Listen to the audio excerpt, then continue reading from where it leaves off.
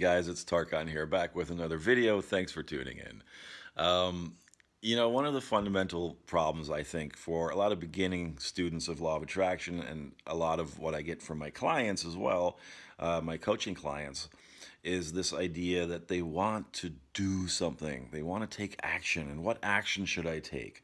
And of course, the thing about this is, and what can be frustrating, especially when you're first getting into law of attraction work, is that there's this thing about the illusion of action, right? Because you're getting into a sort of a mindset now and a practice and a style of living now with this manifesting stuff that kind of tells you, hey man, the less action, the better, or the only time you should take action is when it's inspired action, when you're already aligned with the thing that you want emotionally and vibrationally. Well, that can be a little difficult for people, right? Because your mind wants to jump into something. And of course, that has a lot to do with how you've been socialized and trained in your life. We've been convinced that it's our mind. We got to figure everything out on our own. We have to push, push, push. We have to work hard no matter what. We got to use our mind all the time. It's got to figure everything out. It's got to look at the problem from every different angle. And of course, this is exactly the kind of thing, the kind of practice that will slow down your manifestations. Right?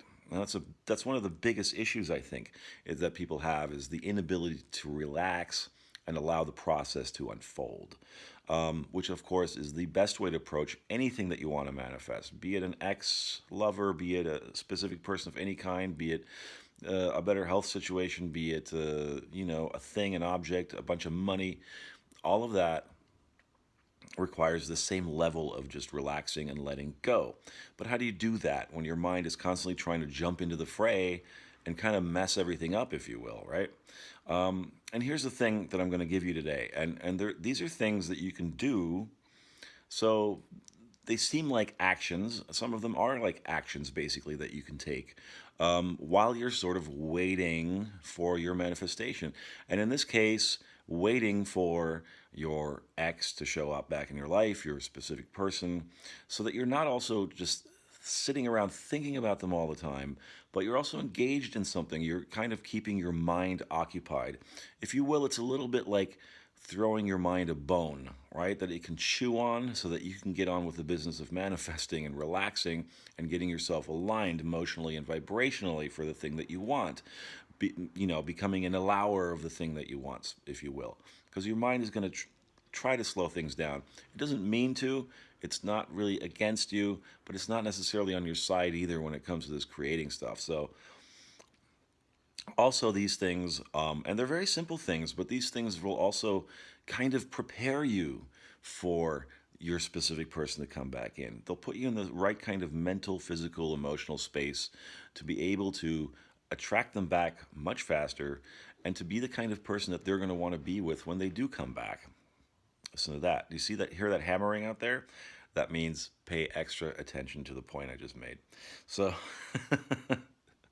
let me just quickly go over these. And they're very simple things. They're not that complicated. But I want to give you guys some action steps, if you will, so that the next time you find your mind kind of trying to jump into the fray, you can give it these things to do, basically, to distract it, but also to kind of give it some things that can be productive as well. So it's not just a matter of like, here's a bone, chew on it, but this can also really help in the process, right? So the first thing to do, and this is an important thing that I have a big problem with because I'm a pack rat, right? And I've had to practice not doing that over the years. I like to collect every little thing and put it away because I might need it someday. And then usually what happens is it sits around for years and years gathering dust, either in my closet or in some room or in a storage space or something like that. You want to get rid of your junk. You want to declutter your space, your environment, all right? Any old clothes that you don't need anymore, shoes, whatever it is that you collect, things that are sort of, they're in your environment and maybe you don't even pay that much attention to them anymore because they've been there for so long, they've kind of just melded into your environment. But the thing about it is you can begin to get rid of the things you really don't need in order to create space for your person to come into your life. And now what does that mean? Because most of you, the end result that you're after is a relationship, of course, right? And I assume that means that maybe the person will move in with you, or at the very least you guys will move in at some point down the road and get a new space together, or you will move into their place. But in any of those circumstances, it's better to have less things to travel with, right? And the thing about that too is when you have so much physical stuff to carry around with you, it can put a burden on you mentally and emotionally. It can feel heavy, right? You may not notice it if you're somebody who's kind of used to living messy or having a lot of stuff around. You don't necessarily have to be a messy person, but you could be like me, where you have a lot of stuff in the closets. You have the books that are all over there that you've had for years and you've lugged around with you. This kind of really reinforces this kind of mentality of lugging things around with you, lugging the past around with you as well. And a big thing you want to really achieve too, a kind of emotional vibrational state you want to achieve in order to attract your ex back or your specific person into your life more effectively, is to get rid of the past. Anything reminds you of the past that you just don't need anymore. That's clutter. That's baggage, right? So what better way to start than to start with your physical clutter and your physical baggage? Get rid of this stuff. If there's anything you can sell, sell it. Have a garage sale. Put yourself together with a buddy who's got a bunch of stuff and say, hey, let's have a garage sale together. Or just give stuff away if you don't think you can sell it or you don't want to sell it. And the rest just throw away or recycle it or whatever you can think of to do. But create space in your home, in your immediate environment. This will indicate to your mind, hey, I'm creating space for my specific person to come in. And even if they don't move into your space, at some point they're going to be in your space. You might have a date. You will have a date with them eventually. They will come to your house. Maybe they'll spend the night sometime. And don't you want to have the best kind of environment for them for your relationship to thrive in and to grow in? Right? So think of it that way. That's something you can start to do right now to prepare yourself for your specific person coming into your life and for your ex to come back. And by the way, this includes creating mental space. So that's the next thing. It's not just physical space. You can start with the physical space. And once you start with the physical space, you're already going to feel so much lighter, so much less burden on your shoulders. It's almost going to be like a relief a little bit. And I've done this many times, and I've felt that relief many times. And relief is an emotional state that you want to reach for in any kind of manifestation. If you're having trouble reaching that sort of joyful, doing hula hoops and whatever is somersaults in the park and unicorns and rainbows, if you're not at that point yet and you don't feel ready to reach that point yet, the next really effective kind of emotional state to reach for is relief.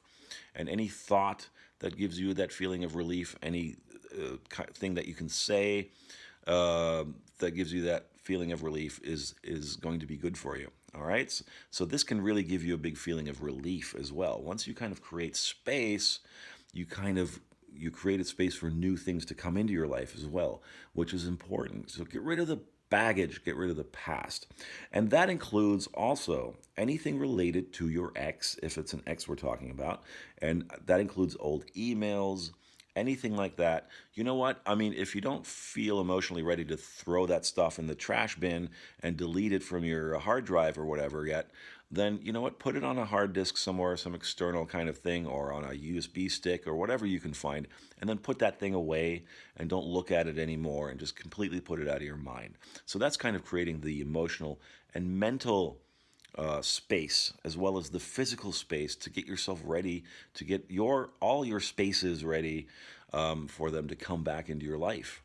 And for the next relationship, the new one that you're going to build with them, to thrive, to have room to thrive. You need room to breathe, and your relationship that you're building needs room to breathe as well. And it can't do that when it's being suffocated by the past and by clutter and by junk. Okay? Now so it's not just physical junk and clutter, it's also mental and emotional junk and clutter. Doing this will help you with that as well. Getting rid of your physical clutter will help you get rid of your mental and emotional clutter. It's going to feel like relief, and you're going to feel a lot lighter and a lot better. All right, that's one thing you can do right there. Another thing you can do, prepare yourself physically if you don't already do these things, go and exercise. Get yourself an exercise routine. It doesn't mean you have to join a gym. Just taking a walk every day, or even going for a jog if that's what you like to do, or if you like to go swimming, if you're like one of those people that's lucky enough to have a swimming pool. Of course, it's not luck. But or you live near a body of water, if you like to go swimming, if you like to go hiking, if you like to go biking. Summer is coming up here, the weather's getting nicer, and get on your bike and get out there. Do something physical. Okay, that's another action you can take. And what this does, of course, is it helps build your confidence. Okay, if you like to engage in a sport, like a competitive sport, go do that. Go hit the mats if you're into whatever, MMA or jiu-jitsu, or if you like to play soccer or football or baseball or basketball, go get some friends together, right? Or join a club or something like that. The thing about this is that you're preparing yourself physically, you're building your confidence, because your person that comes in is going to want to be with somebody who's confident, who's well put together, who's emotionally well put together, who's emotionally stable, who's happy, right? This is the thing about getting yourself happy. It isn't just to get the person back. It's also to make yourself the person that's already in the relationship with that person that you want. It already has the things that you want. You want to put yourself into that mindset that you're a winner, okay? That you get shit done, that you are on top of it, that you've got control of this thing, of your life. And start with your life. And this is why I keep saying this isn't about them or changing them. This is about you. And these are the things that you can do right now to give yourself small little victories, okay, that will build your confidence up so that you will be the best version of yourself that you can possibly be when they finally show up again. And you don't want them to show up beforehand. This is part of the journey. Enjoy the journey of working on yourself. Become the person, make yourself the person that they're going to want to be with, okay? And this is what you can do in the meantime to facilitate that, all right? So that's, so physical exercise, meditating, okay? Put yourself in the best physical and emotional place that you possibly can. So that's another way that you can make yourself ready and prepare for them to come back in, right? So that when they do, they're going to want to stay there. Isn't that what you want, right? You don't want them to go, ooh, why did I ever break up with that guy or that girl? What was I thinking? Or, hey, I never noticed them before. Why didn't I ever notice them before? It's going to make you appear hot. It's going to make you hot. That's what it's going to do, all right? It's going to make you irresistible. So collect small victories. That's part of that, too. These are small victories. Decluttering your space, making the mental space, doing some exercise, engaging in things that you love, hobbies, physical activities, mental activities, meditating, getting yourself emotionally calm, right? All these can count as little small victories that are going to really amp up and add together and really, really amp up your confidence, your self-confidence, okay? And this is the space we're trying to get you to, because this is the best place from which to manifest, especially a specific person, but really anything, okay? A master manifester is a confident person. And so you build your confidence. That's what you can work on in the meantime. That's the action. Those are the action steps, the things that you can give your mind, your monkey brain to do while you're sort of waiting. And of course, as you're engaging in these things and you're making yourself a happier, more confident person, you're not going to be waiting. You're not going to be in the waiting mentality. All right? You're going to gain more confidence, be stronger in yourself, and you're going to be like, oh yeah, that's right. I wanted this person back in my life. Look at that. Here they are. I was too busy having fun and loving myself and building myself up and collecting my small victories and making my confidence stronger, right? So, on the note, continue on the theme of collecting small victories or even big victories. Now, this is a big one, and this is the one that people tend to misunderstand. So I'm going to talk a little bit extensively about this. Date other people. All right? So now, but Tarkan, I don't want other people. I want my specific person. I get it. I know. And I'm not saying that you should give up on your specific person. Let me repeat that. I want you to hear it. I am not telling you to give up on your specific person. Nobody is telling you to do that.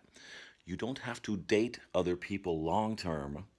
You can just go on dates. All right. So now what is that? What's a date? It's a fun activity that you have with somebody to get to know them.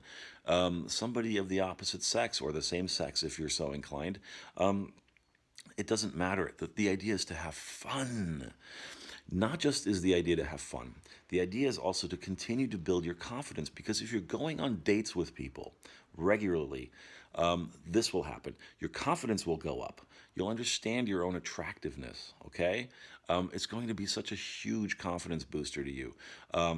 To ask people out, to say yes to people when they ask you out. And don't worry about, oh, I'm going to get into a relationship with them. I don't want to be in a relationship with them. No, you're just going on a date. That's all you're doing. It's dinner or some drinks or a movie or whatever the hell it is that you're going to do on your date. These are just fun activities that help you build your confidence in regards to attracting people into your life and being an attractive person and learning to relax. So going out on dates with other people will also get you into that mindset of going out on dates that will also put you in the right mindset to go out on dates with your specific person when they come back. So then you're prepared, you're at ease, you're relaxed because you've been practicing all this time with other people. So look at it that way. Going out on dates with other people that are not your specific person can help you put you in the right mind frame, dating mind frame, going out. It can help you relax. So, if you're nervous about this now, and I got this from a couple of clients, what do I do? They contacted me. What do I do now? We're going on a date. Oh my God, what do we talk about? So if you're going out on with other people in the meantime, you're not going to be nervous about those things when it comes time to go on dates with your specific person when they reappear. So that's very important, so that by the time they come back, you have already gotten your nervousness and all that awkwardness out of the way and practiced it out of the way with other people that weren't as important to you, okay? So that's another reason to go out on dates with other people. So look at it as practice. Look at it as a dry run for when you're going to be dating your specific person or your ex again, okay? So all these things are dry runs. It's like going through the motions of, when you're going to shoot the final scene for a movie, a lot of times they go through the script, they do these run-throughs or whatever, and they do these rehearsals without the camera rolling, just so that by the time the camera does roll and when it's time to shoot the final scene, which will be your manifestation, it's already natural. All the movements and dialogue and everything comes to you naturally. You don't have to think about it because you've already practiced yourself into the mindset of being the person that has what they want, what they're desiring, excuse me. So that's the reason to do things like this. That's the reason to also date other people, right? And that's a big one. And I can't tell you how many times I've managed to attract specific people into my life by just completely not thinking about them and focusing utterly on myself, clearing my space, working out, creating hobbies, finding hobbies and passions that I was into, engaging in them, and then going out on dates with other people, asking girls out. Even when I was nervous to do so, I would do it anyway. And in time, it became easier and easier and easier. And then when the person I really had my eye on came back, I was relaxed, I was confident. I was like, they were nervous around me because now they're thinking, wow, this guy is kind of like, he's good at this. He's good at this dating thing. He seems to be good at this life thing, right? I like that. I want to be around that. Now they started to think that maybe they're not good enough for you, right? So that's who you want to be. When they come back into your life, you want to be confident, you want to be emotionally put together and stable and relaxed. And that's why you engage in these things that I've been talking about all this time. That's why you work on yourself and your inner state, because you're making yourself the attractive person that's going to attract the person they want into their life, not the person that has to chase what they want, not the person that has to sit around and figure out how to get what they want. That's not attractive energy. I've said that many times before. I'll keep saying it because repetition is the key to success. So be attractive, be not repellent, okay? And in order to be attractive, practice attractive things. Do things that attractive people do. And not just physically attractive, but, so much of attraction isn't really physical. It's about how you carry yourself, your body language, your mentality, how relaxed you are. That's what makes people really attractive, right? So there you go. And I hope, so this is what you can do. Give your mind some things to do. If it absolutely needs things to do, this is what you can give it to do. And this will, I guarantee this will make you a happier person, a more relaxed person in the long run. And when they do come back into your life, you'll be prepared for them. And don't you want to be prepared for them? Okay? So this is going to be like a few videos that I'm going to do that are more on the sort of practical end of things. I'm going to try to get more into that kind of stuff because I realize, sometimes it's better to get back to basics, like things like what do I do? What do I do? What are the steps and all this kind of stuff. There are steps that you can do. I'm not usually the 1, 2, 3 steps kind of guy. I know I've said that before. But if you're going to do anything, if you absolutely need an action plan in that sense, and the 1, 2, 3 kind of guides, this is an excellent place to start. Okay? So, declutter your space, your mental space and your physical space. Get yourself ready for them. Exercise, work out, find a hobby, engage in a passion and a hobby, meditate, get yourself into a peaceful, relaxed frame of mind. And often that can work when you become physically engaged in something, okay? And date other people, practice dating. See it as rehearsal for the final scene, as a run through of the script and for the final scene. The final scene is going to be you going out on dates with your specific person. So take what I said into account and practice these things and see what happens. Even if you just do the first thing or the second thing, you'll find that you'll already feel better. You'll already kind of feel lighter and more relaxed. And that's the kind of state that you want to milk. That's the state you want to be in for maximum manifestation mojo. Hey, I like that. MMM, maximum manifestation mojo. All right? Thanks, guys, for watching. And if you found this content valuable and you like the cut of my jib, please consider leaving me a tip, a small donation. There's a Cash App link and a PayPal link in the description box.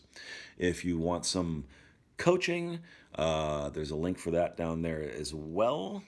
And other than that, oh, and please hit subscribe. That's what I meant to say. Please hit subscribe. So thanks for watching, and until next time, I'm 𝗙𝗏. Take care. Bye-bye. Nope.